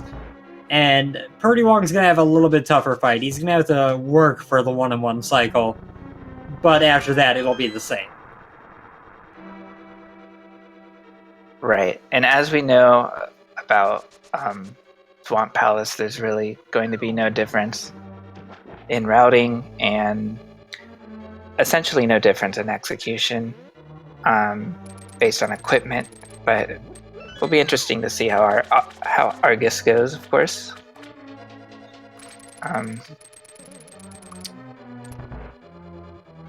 With Gold Sword, it may be easier to get a 1 cycle. I don't know if anyone... what do you think, Mentos? I think that a 0 cycle Argus is extremely difficult. And with Gold Sword, it's also difficult, but you don't need to do that hook dash at the start of it. So it's something I almost never see. Yeah, if nothing else, Gold Sword makes it a little bit safer, because if you miss your poke, you can just slash your sword. You don't have to do a dash input to be able to. So it's a little bit less of a pain if you mess up to kind of recover.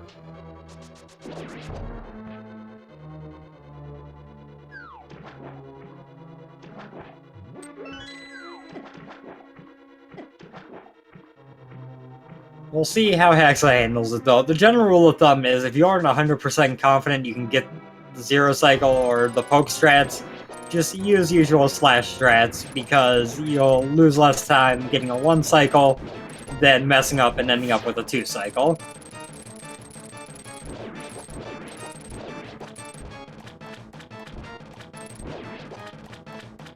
Yeah, I agree 100%.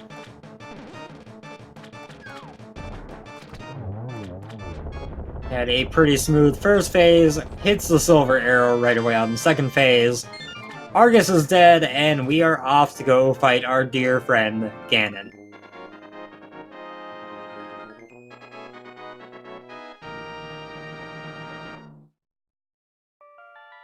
That's right. Since Hacksaww is already in the Dark World, I expect him to simply dash there, but we'll see.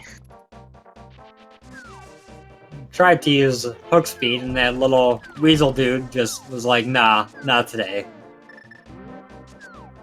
It's very difficult to get a good hook speed out of there.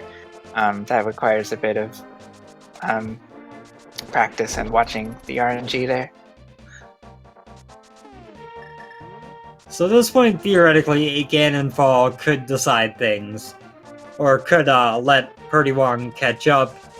But Hacksaw's in the ideal way to fight Ganon, and honestly, I think finding the mirror as his go mode where he did is a lot less tilting than finding the bow where prdwong did. He probably feels a little bit better about things, since that hammer at least.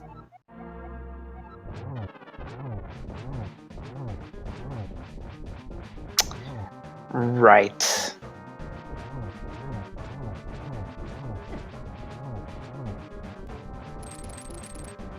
And that's phase 1 and 2 done. We're now on to the only phases that are any actual risk of this fight, in this case, which are 3 and 4, where you can fall down the holes Ganon create.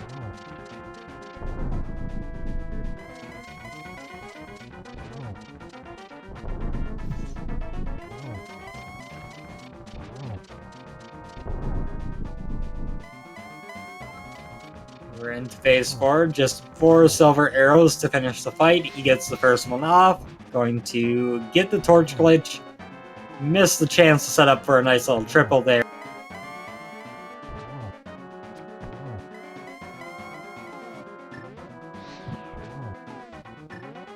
And that is silver arrow number 4, and Hacksaww will be heading through the door here, assuming nothing terrible happens momentarily.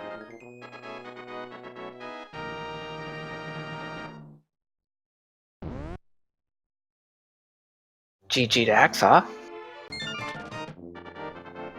Yep, wrapping things up with a official SRL time of a 1:47:01. Hacksaww with the come-from-behind victory in what was a really interesting ending to this match. Absolutely. I was, part of me was, I just felt like prdwong had the advantage the whole race. I didn't expect the switcheroo, the lead change so quickly. Yeah, And that so bow late turned out to be an equalizer, for sure. Yeah, it really was.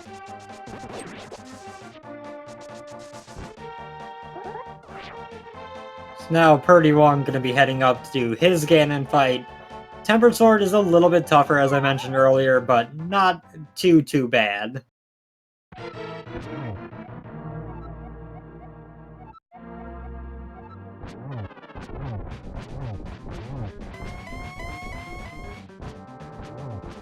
Didn't go for the double spin off the Trident, which makes the 1-in-1 cycle a lot harder to get, and as expected, he does not get it. Now he's got to deal with a pretty awkwardly placed Ganon for phase 2 here.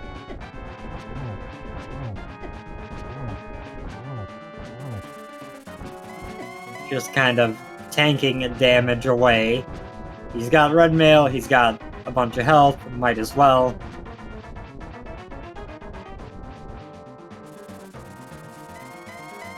He's got enough hits to do phase 2 down, moving into phase 3.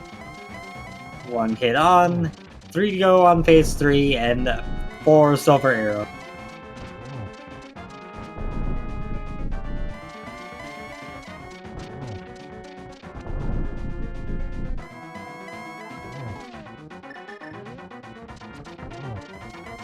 There's the 4, he gets the first silver arrow in, going to relight the torches, gets torch glitch in fact, and a very nice setup here, should be a triple, 1, 2, 3, no, not quite.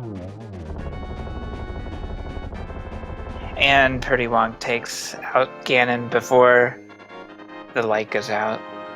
So GG to prdwong.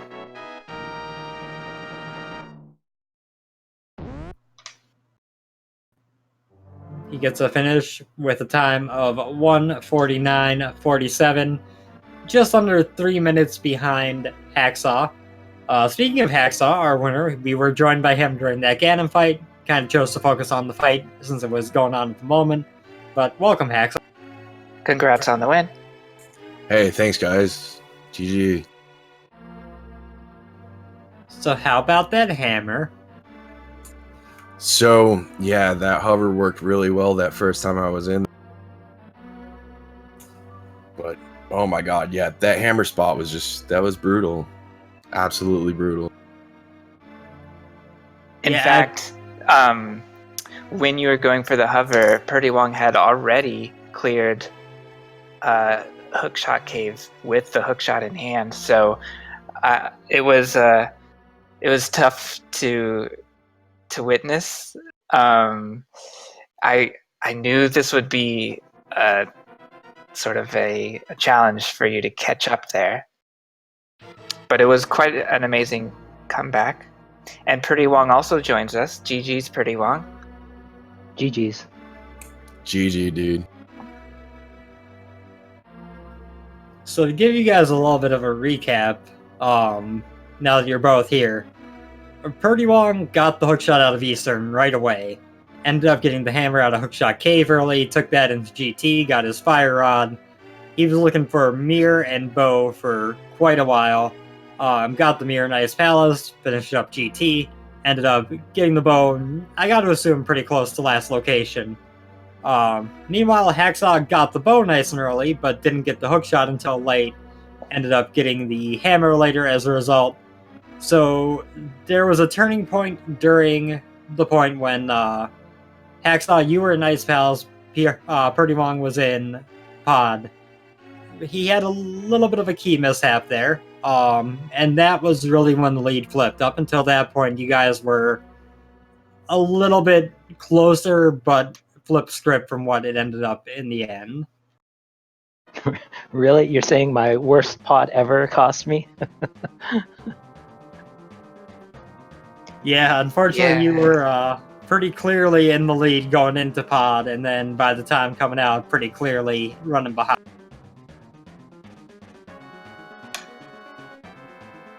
Yeah, at the end, I didn't know what to think of the seed. I still don't really know what exactly it was trying to tell me to do.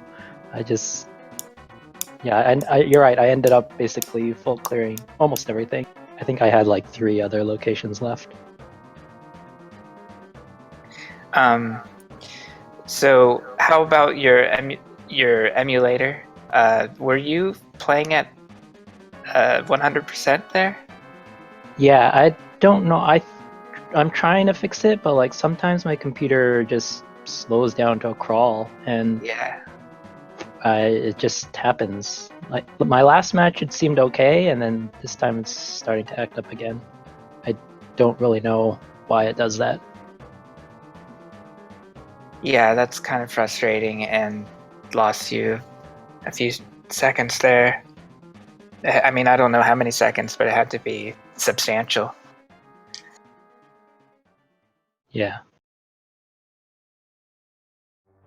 But yeah, I felt pretty good finding that hook shot, and then yeah, that whole sequence that you mentioned, like getting the hammer right away, and then all the stuff in GT. Well, go ahead. Yes. So I kept mentioning throughout the race that prdwong had difficult boss fights, and Hacksaww saved time on every single boss basically because of better equipment. Starting with Landmola's, and then Vitreous and Trinex as well. prdwong missed the sword upgrade in do you want to guess where? It's probably in Hera, I guess. Misery Mire. Misery Mire Vanilla Big Key Chest. The cutscene chest that I missed. Yeah, that's one of the last locations that I have. Yeah, and another time save that came out of that was that there was a hint that there was a hint for the Pyramid Fairy. So Hacksaww, you knew that there was just junk there, right? So you didn't check it? Yeah, that's why I completely skipped it. Right.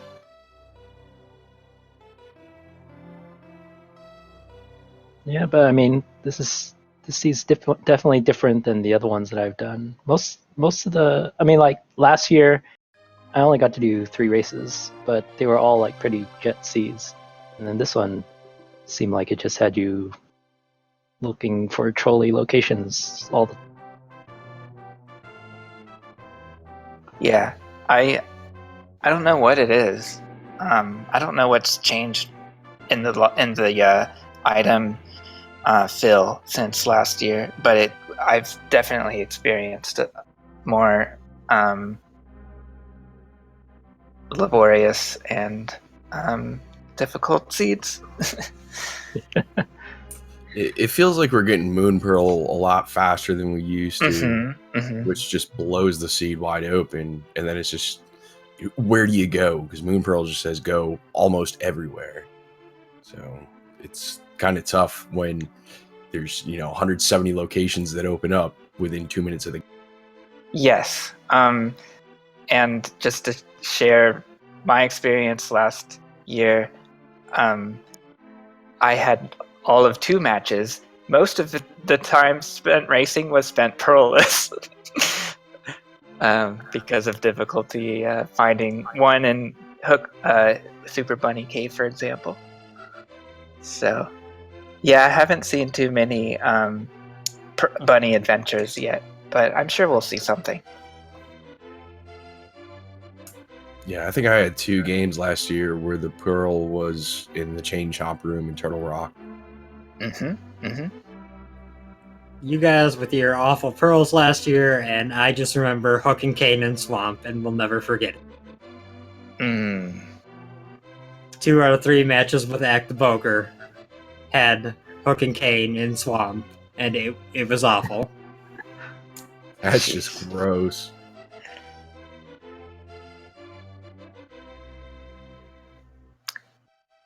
Well, any final thoughts on the seed? I'm still trying to figure out what that seed wanted me to do. Okay, and a question for both of you. What did you think about the flippers location? Did you narrow it down? I got a hint tile that said flippers were hookshot locked. Oh, really? So, yeah, once they weren't inside Hookshot Cave, I was like, okay, they're upper GT. I need to go to GT. But I didn't have Fire Rod at that point, so I tried. I finished off. There were a couple dungeons that I left hanging. I went and finished those, and then went up GT. I had no idea where flippers were, and then I sequence broke upper GT, and I found them. I was like, okay, I guess it's a bunch of locations. I don't have to look for the bow. So that. Yeah, exactly. I thought that was really interesting because I forgot. I didn't remember who got the hint and who didn't. So I felt like prdwong. I felt like you knew that you would find flippers, and that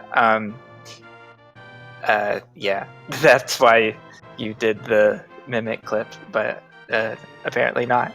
But I'm glad that you canceled out Swamp Palace for your search anyway. Yeah, I got to cancel out Swamp Palace, the dig spot, because I found the shovel up there as well. Yeah. Oh yeah, that's right.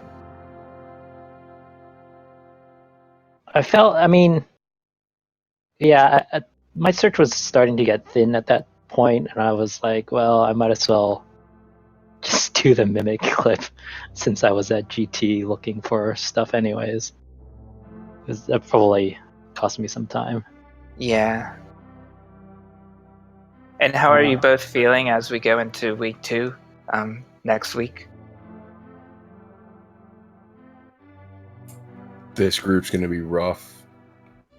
It's the competition level is pretty high in this group, so I don't know. We'll see what happens. Yeah, I don't think I'll make it out of this group, so I'm just trying to have fun wherever I can. Yeah, I'm doing the part of the fun is I'm doing the random sprites, and I thought the sprite was okay, and then when I first started, I was like, oh no, I think the dress might be covering up some of the shadow, but it wasn't covering it up. I mean, I could still see 1 pixel of shadow, so it was okay. Major props to you for doing that. You are one of the only people I know who does that. with major glitches. Yeah, that'll be my shtick for the tourney. But I had a small heart attack at the very beginning on that first clip. I was like, wait. Yeah. Yeah, props to you, dude. There's no way I could do random sprite. Especially not for glitch modes. That's a whole nother level.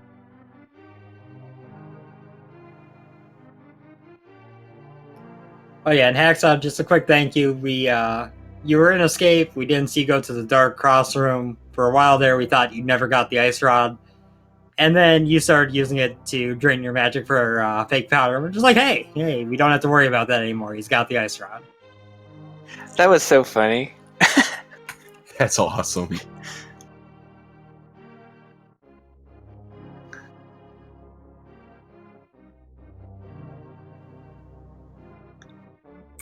Okay, did you guys happen to notice when I was going through Pod, going across the bridge that falls, that one little mini Helma at the end knocked me through the rail? No, I did not. I saw it in a race last night, however. Yeah, you saw it 2 nights ago when you commentated my other race, because that's twice in a row it's happened. I want to know how it happened because it looks cool, and I want to be able to duplicate it, but I have no idea what I did. I Okay. don't know. We need to clip if there's those. a way to actually set it up to do it on purpose. Like, there was no. Yeah. Yeah, because it's difficult to control mini Helmosaur's RNG, so they may be, moving at different velocities or whatever. It's going to be difficult to replicate it. Just got to keep that luck rolling. I guess so.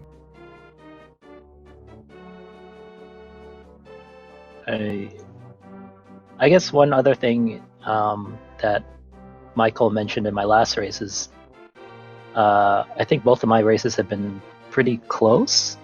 So the silver lining is that my tiebreaker is really high. Oh, that's good, and it's really good to see a race it's good to see a close race, and this one looks like it was within 3 minutes, which is really good. This is the closest race I've seen in the tournament so far. I don't know. You think Pod cost me 3 minutes? Maybe it would have been close. I don't know. I felt like you had the advantage the whole time. So I wasn't totally paying attention to how much time that Hacksaww needed to make up. So that surprised me a great deal. Yeah, Pod would have been less of a harm, but the initial walk down there and then mirroring back, going straight to the back, not having the small key, having to mirror back, go right side again. That all added up for quite a bit of time there. I just kept running into doors and being like, wait, what? I felt so bad watching it, but it was pretty amusing, I'm not gonna lie. I feel like this is like a part of my game that somehow I need to practice or step up. Like, there was that fall tourney qualifier where I was in go mode and then I did a pendant dungeon for no reason. Like at the end of the game, I tend to check out or something. I don't know. Mm-hmm. Yeah, I've definitely been there. Also, at least you didn't skip the big key of Meyer. At least it was a Pod.